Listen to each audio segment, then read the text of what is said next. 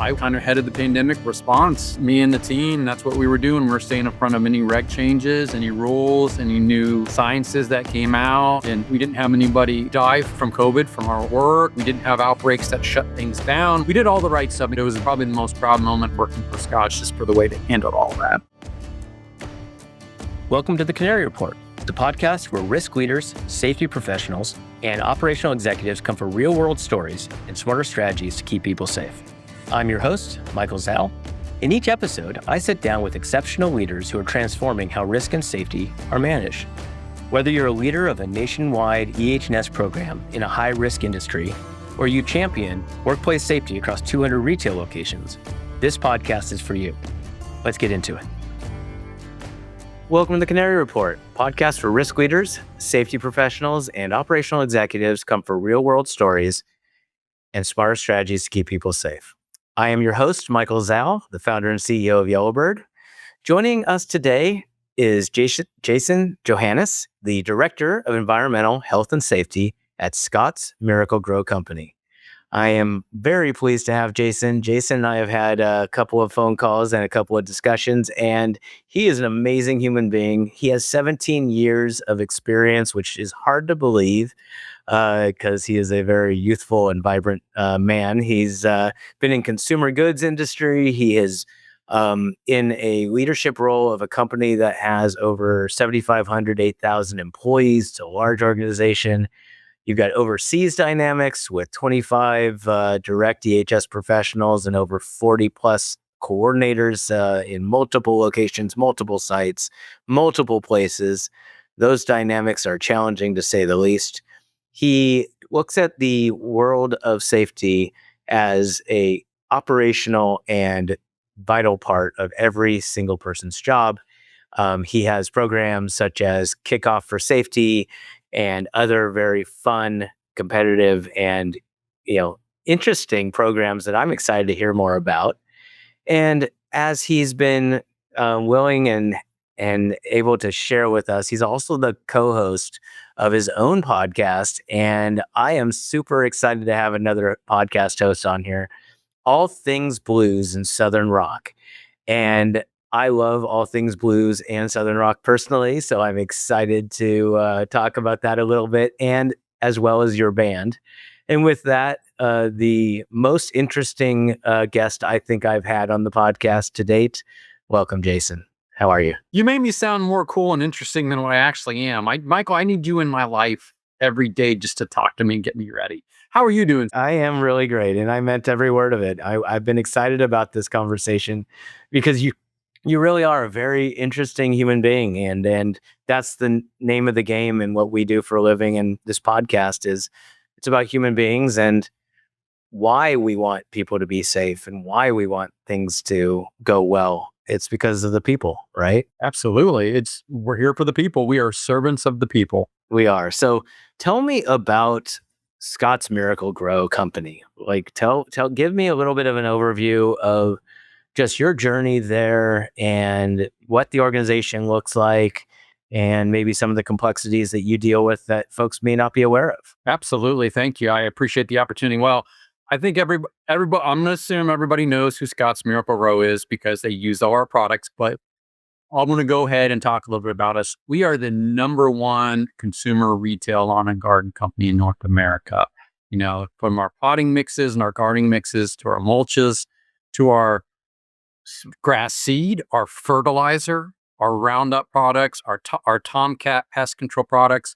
We have everything you need to maintain a good lawn, garden, and home. So, I'm very proud to be part of the organization because I'm a product user myself, and I was a product user prior to coming along here. That's fantastic. How I've been here and what do I do here with the organization? Well, we've got a pretty diverse organization here. We have from manufacturing operations that focus on our fertilizers and grass seeds, into our control products like our Roundup and other ortho products, to our growing media side, which are, like I mentioned, garden soils and mulches.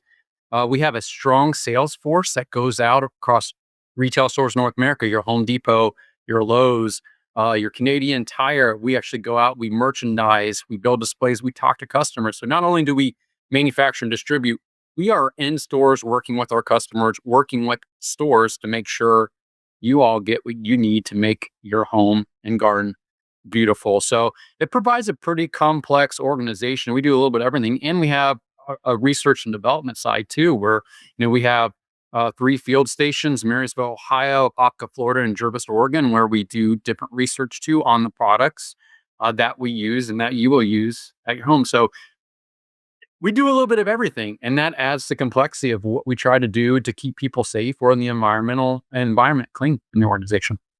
Yeah, it's funny because when you said those locations, I immediately thought about why you would do those. And it makes a lot of sense considering they're environmentally so different than each other. And if you're testing for soils and you're testing for seed and the other things, makes a lot of sense that you would want these different geographies and Yeah, environments we to we test in. test our So it's packaging as well too, not just the products and the advocacy of those, but how does the packaging respond to those conditions?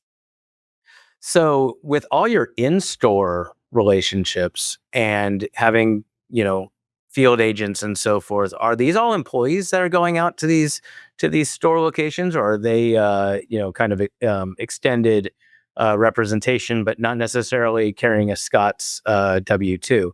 Because I'm Yeah, thinking about the drivers and the vehicles and all of the things that unknown to most people. People in safety, of course, know this, but being on the road is still the most dangerous thing that any organization has to deal with. And having vehicles, distracted driving and driving risk is still amongst the highest of any risk that any of us deal with. Are these folks actually still are they part of your W-2 team, or are they separate organizations? absolutely. They are Scott's employees that go out and do this work. And where so if you're in a Home Depot or Lowe's or other store and you see somebody with Scott's merchandise or gear on, they are Scott's employees out there. And you're right, Michael, too. The driving thing, right? That's really our highest risk activity that we're going to do, whether it's on the road or on one of our sites, either, doing a yard dog, pulling a trailer, operating a loader or a piece of heavy equipment. That is really the biggest risk that we have and something that we worry about every day. Yeah, absolutely. It's quite interesting because I will say the number one demand that we have as an organization are dispersed heavy equipment operators. Because places that have so many forklifts and pull carts and different regulations and laws and needing to have, and unfortunately the people who are doing those often are not there's high turnover, and so you're always trying to make sure everybody has their proper training and that they're following the requirements and keeping everybody safe. Just that alone, I imagine, is a full time endeavor, let alone all the other stuff. And when I started here, we had Scott's Lawn Service, which was True Green, our version of True Green, where we'd come out, vehicle would pull up, we treat your lawn. Now we divested that off to do some other things. But when I started with the company, that was my role. I was the EHS manager for Scott's Lawn Service. And how do we build programs? And a lot of that was dedicated to just driving safety. Interesting. And so because you utilize in a positive and safe and good way chemicals, and everything we do utilizes chemicals of some sort. It's not a Scott's unique attribute. You know, do you have industrial hygienists and on staff that are doing things like airborne particulates and masks and fit testing and things like that, or how do you guys handle that portion of the dynamic? I mean, I can think of 1,000 different. I mean, you're actually probably the holy grail of a safety program because Well, you have so many risks that you have to kind of contend with, no, right? absolutely. Great question. We do not have an industrial hygienist or industrial hygienist on our staff. We do have a really excellent Center of Excellence, our corporate health and safety team. Katie Schicks, the manager of that, she has industrial hygiene background, but we partner with a third party firm that we've been using for years that really we consider part of our family, know our products, know our processes. They consult, they help us go out and do that. And then, it's a team effort. We have in house expertise, but we use third party to help us actually do some of those testings or make some of those strategic decisions for us. That partner that you work with all this time, they're flying around on your behalf and going to these locations and doing what you guys need. Yep. And sometimes Katie or her team will go out, depending on the type of testing, we can actually have some of our staff members on site. So it all varies, but Katie knows this, and she's a great member of the team and works with our third party.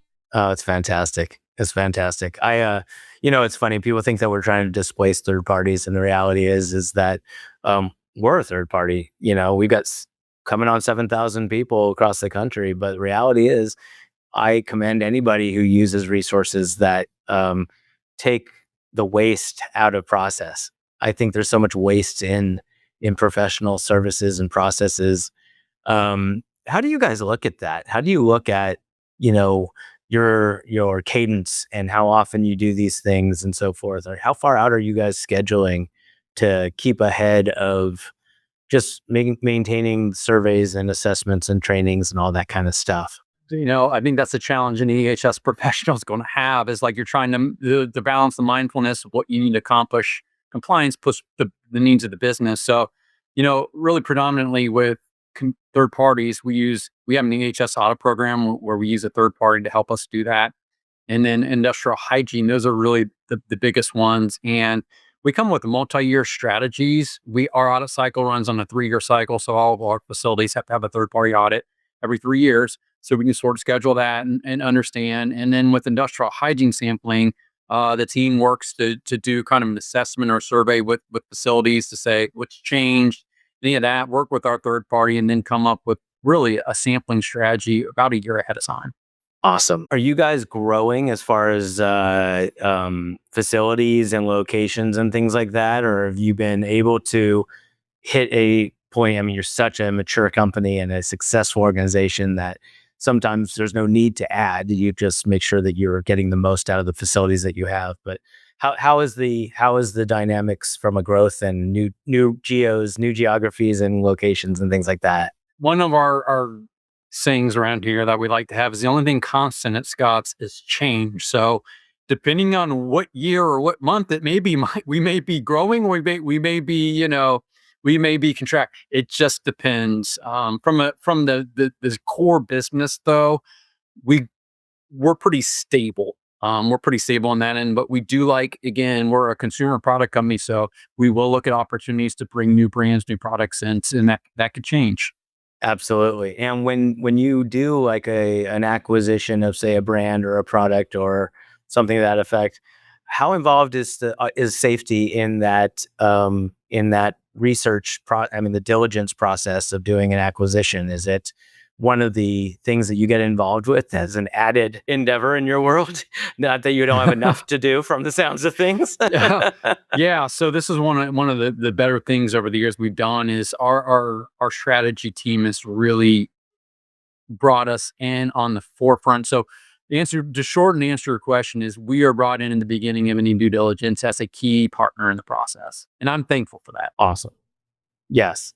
Well, absolutely. It's amazing. We're doing a program right now with a group that I won't name because I don't have the authorization to name them, but they've got about 1,500 locations across the country, and they've grown through acquisition. And we're doing field assessments for them across every facility. Now, we just executed 250 locations in 71 days, which is absolutely insane. And we got all 5 stars, which is even better. It was such an accomplishment. Just for me personally, I'm so proud of that because it's the manifestation of what I hoped for when starting this company a few moons ago. And so, and I'm excited about this one because what they've come to realize is that through acquisition, nobody wants to be the big brother that tells people when you acquire them, these are our policies, these are our procedures. And so often folks are like, you can run as an island, you can keep going as you're going. We're going to integrate you slowly but surely. And then before you know it, 4 years has passed and they're not even closely on board with the same compliance policies and just the safety best practices. Usually our acquisitions are smaller companies and they're either newer or don't have the resources. So we always know going in that we're going to be the experts and, we're going to bring them along to our programs. That's fantastic. And that's good. We know our work's cut out for us, but it's always fun and engaging to get people on board with how we do compliance and safety. That's fantastic. So changing gears for a second, I want to talk personally for a moment about your life. not only your life before Scott's, but also your life before anything else, which is your family and your journey as a man and as a human being. Tell us a little bit about yourself. And when you were growing up, did you just always dream about being a safety executive at Scott's, or did the little boy Jason not quite have that insight yet?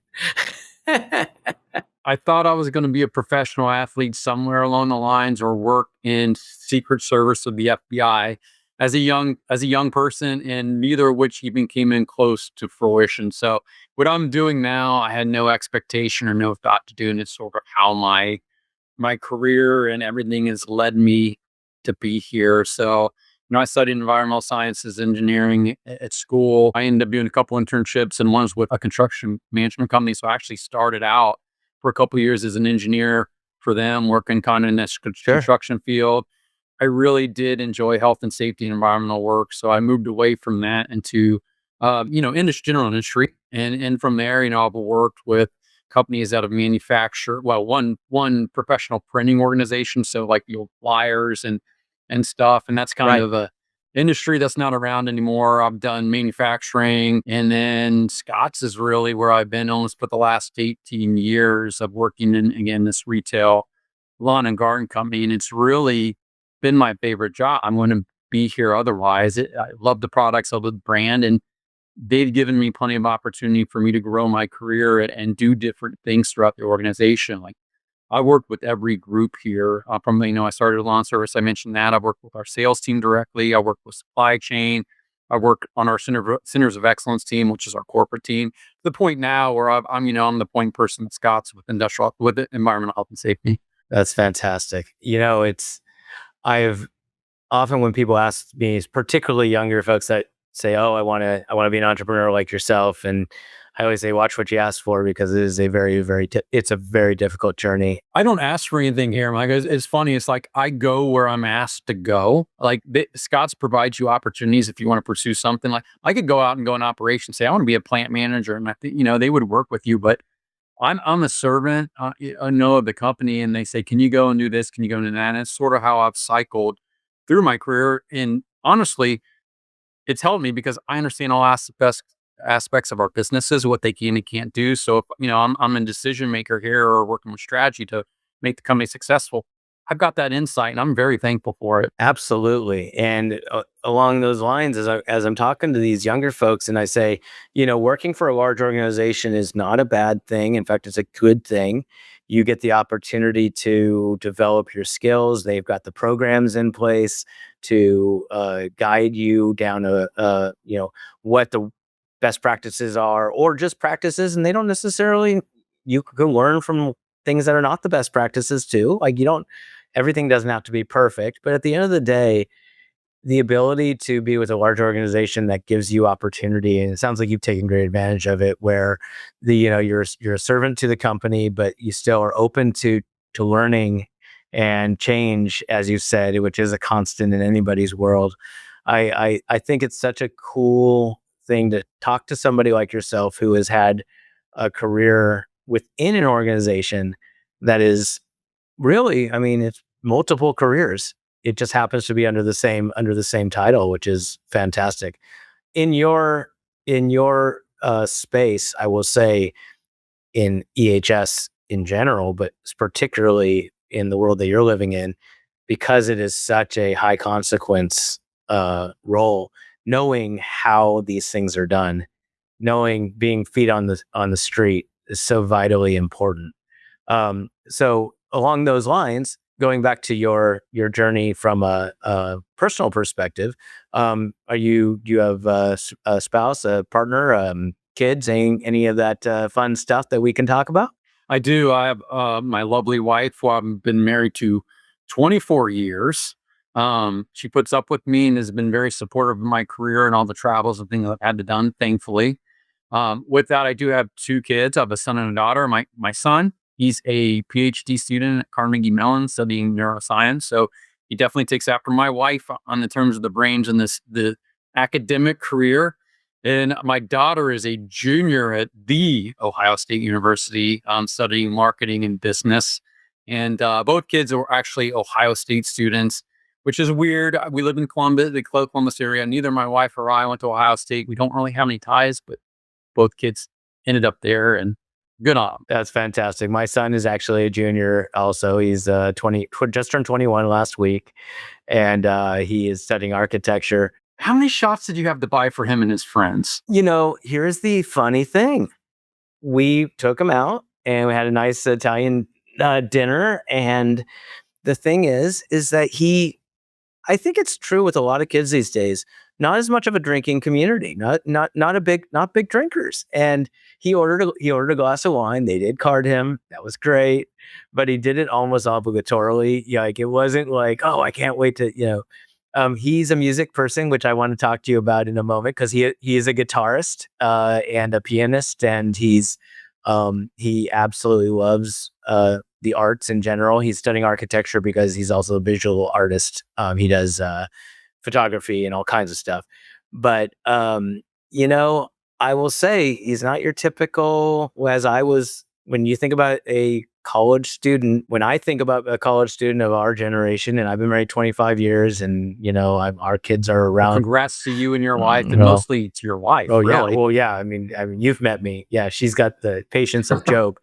But but I'll tell you what. I mean, it's a different generation, and it's a good generation, and they don't need to get drunk to have fun. And I think it's a Yep, wonderful thing. I'm really I do happy too. to see that. So along those It's lines, also way more expensive than when we were in college. Like the price of alcohol is it outrageous. really is. It really is. I mean, the price of everything's outrageous, but particularly, you know, alcohol. Now, let's be honest, the kids are doing all sorts of other things that are legal, That's right. but the challenge. And Scott's may or may not be Yeah, in the hydroponics yep, business. yep, yep. And you know what?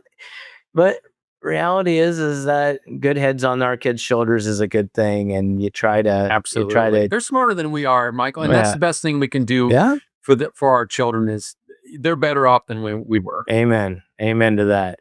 So tell me about your passion for music, and give me a little background, not only on your podcast, All Things Blues and Southern Rock, but also just the journey with music. I'm very interested in hearing this. Yeah, no, really happy to talk about that. I did grow up, always my family, my parents had music playing, so that was a big part for them.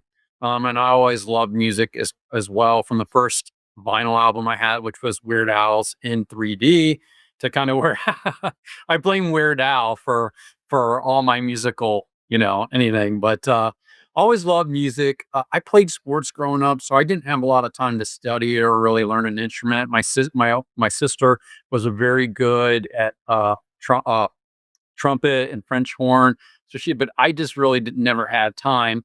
By the time I finally got to college and things with athletics and stuff slowed down, I had a little more time. I decided I wanted to learn the guitar because I always loved music. It's something I wanted to do. You want to So meet I girls. started You want playing to meet guitar. girls. Let's be honest with you. you know, it's funny.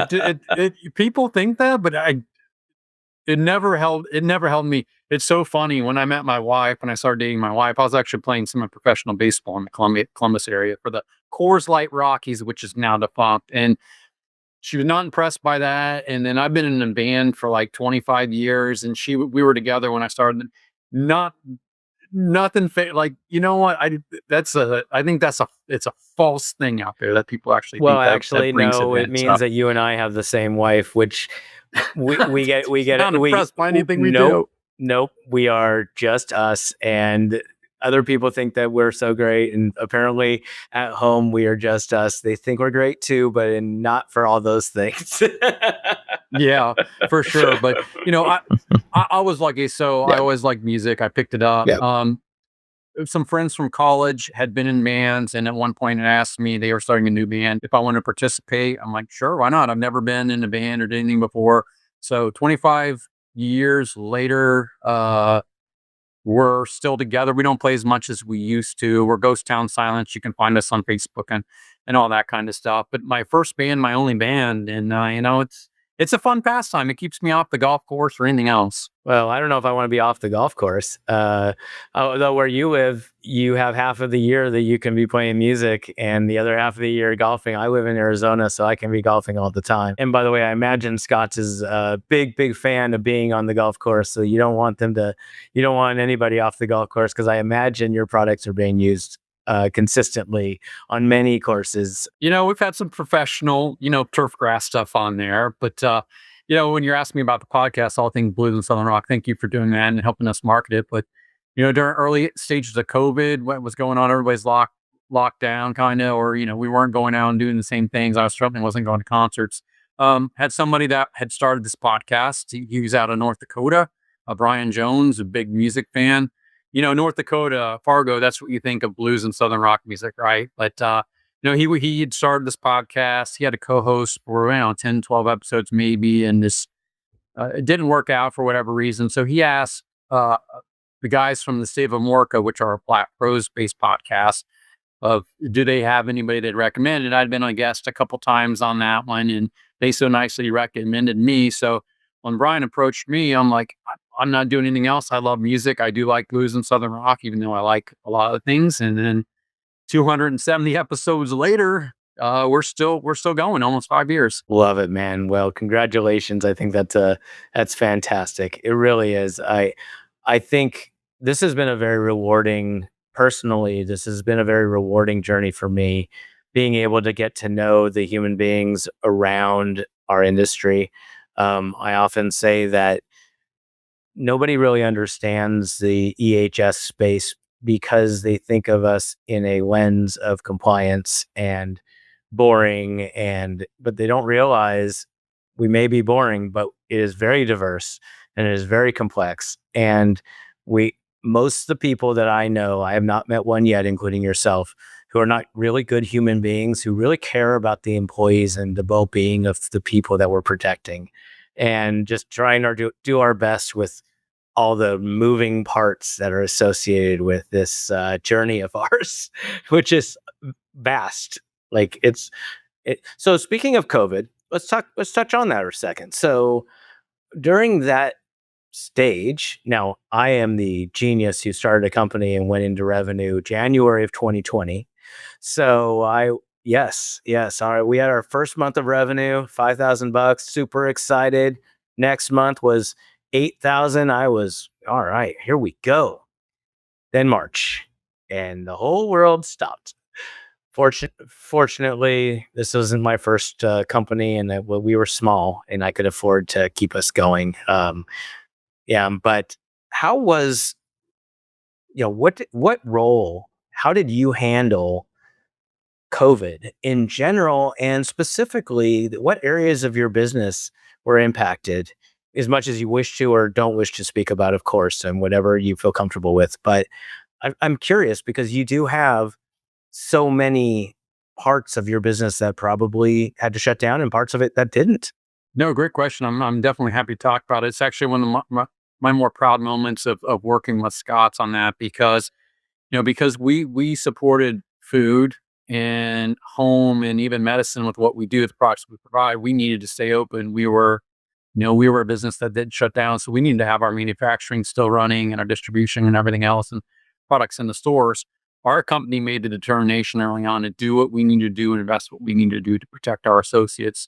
Our philosophy was, if you show up to work, it's going to be as safe, if not safer, than if you are at your home alone. So we put all the money where we need to do with, PPE. We were early enough in Intel to know what was coming and get PPE ready. We ran our own warehouse to distribute cleaning supplies and PPE to our facilities. One point, we made our own hand sanitizer through our Marysville R&D facility that had the capability to do all that. So, we put a heavy investment to make sure, one, our people were, like I said, protected as well as they could be, or even better, from their homes, and two, to keep a very critical business operation, for everybody, up and running. Our facility in Temecula, California, which is our only plastics durable goods facility we have, Right. they made face shields and donated them to a lot of local or even national Awesome. emergency services and medical, so they could have face shields. So we did a lot of also outreach. All I know is the leadership here, from the executives on down, we're going to invest what we had to do to protect everybody and keep everything going. And, I'm very thankful for all of them to Yeah, do that. And you asked me what my role was. sure. I was kind of head of the pandemic response. Yeah. Me and the team, that's what we were doing. We're staying in front of any reg changes, any rules, any new sciences that came out, discussing them, helping the company make Yeah. decisions to keep moving forward. And, we didn't have anybody die from COVID from our work. Wonderful. We didn't have outbreaks that shut things down. We did all the right stuff. And it is, I'm getting long winded here, but it was No. probably the most proud moment I've had working for Scotch, just for the way they handled all that. Well, I'll tell you, don't worry about being long-winded. You should be proud of that. And it's, I think, a moment in time. There's only a few that we all will have where we will forever have changed who we are. And I'm very thankful for the fact it's done, but I'm also thankful for the things that we all learned. I am too. I never want to go through it again. Nope, we do But not. I'm glad for what we learned. Yeah, exactly. And the bonding agent of a mutual life worldwide concern that brought us together as a community and as in industry and otherwise.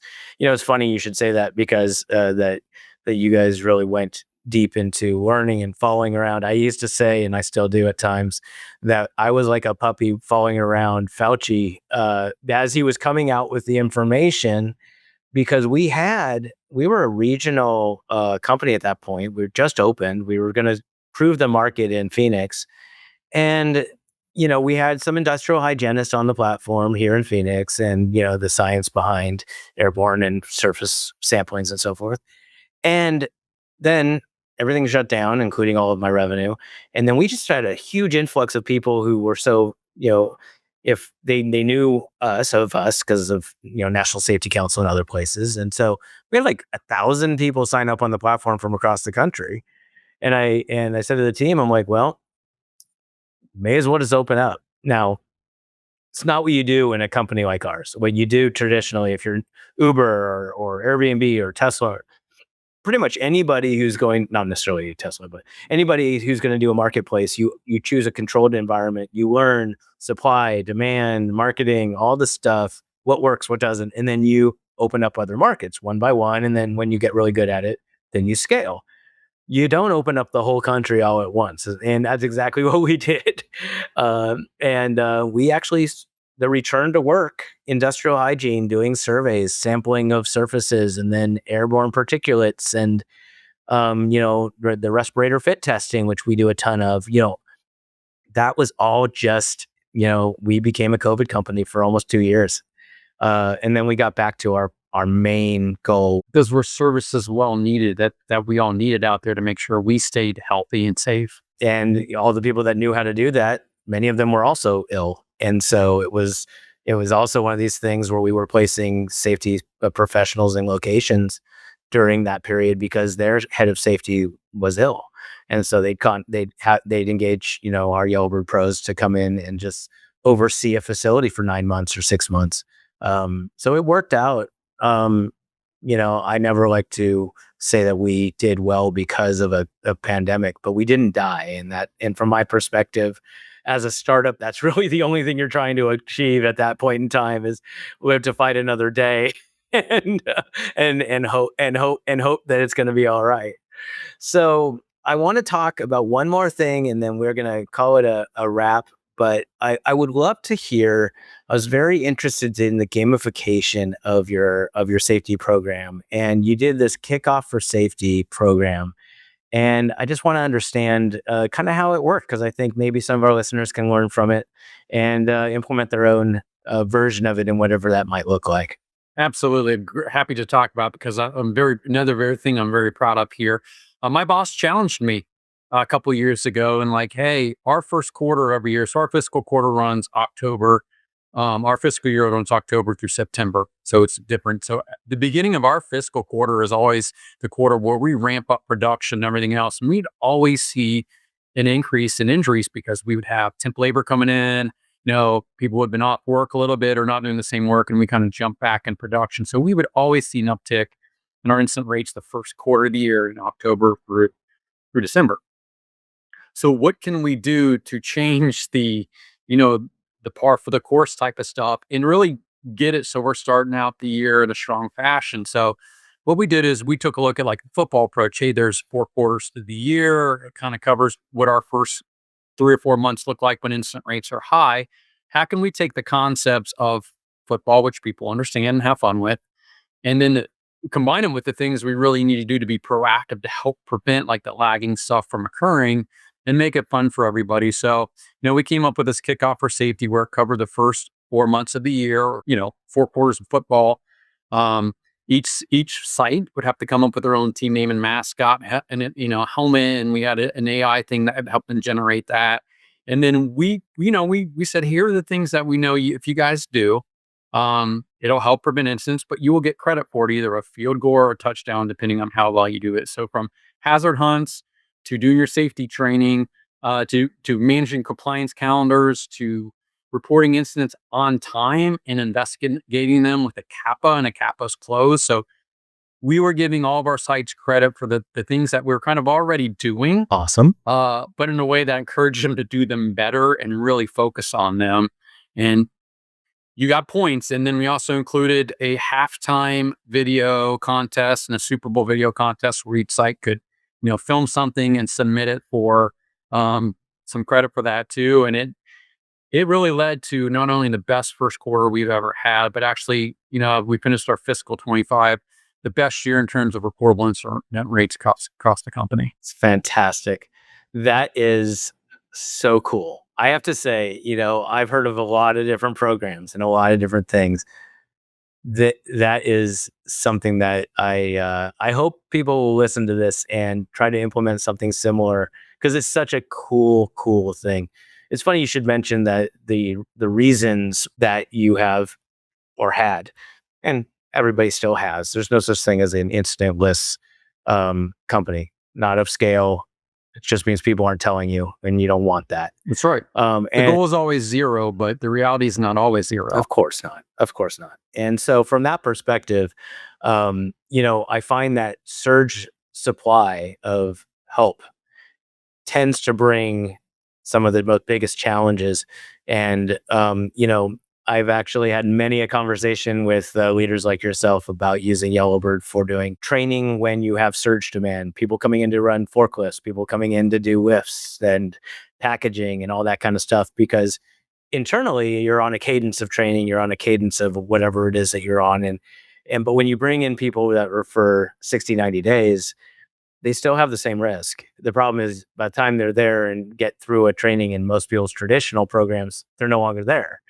And so, do you find that is actually one of the areas that's most challenging for you all? Is Absolutely. We use a lot of seasonal temp labor, right? And to your exact points, it's a struggle. And doing this engagement campaign gets everybody involved. They get to take on some of the culture too that you probably wouldn't get in your normal rhythm of bringing your temp or seasonal labor in. Yeah, it's fantastic.